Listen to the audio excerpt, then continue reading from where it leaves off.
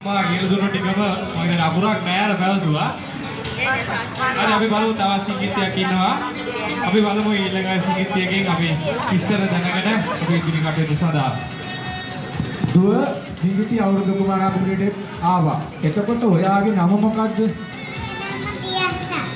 දියන්සා දුව කොහේ ඉඳන්ද මේ අවුරුදු උත්සවයට ආවේ?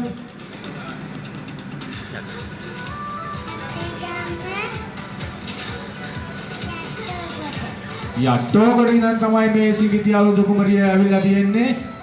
මාර ලස්සනක් අද නම් මට නම් ලෝභයි. ඔන්න ඔයා මොකද්ද දැන් මේකට ඉදිරිපත් කරන්නේ? සින්දුවක්ද නැටුමක්ද මොකද්ද?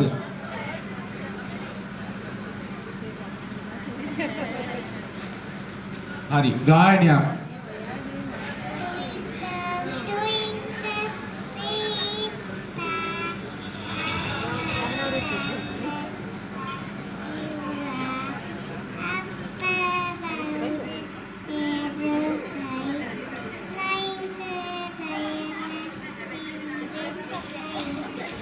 අද නම් ෆස්ට් ටයිම් හම් වෙනවා. බොහොමත්ම ස්තුතියි ඉදිරිපත් කිරීමට.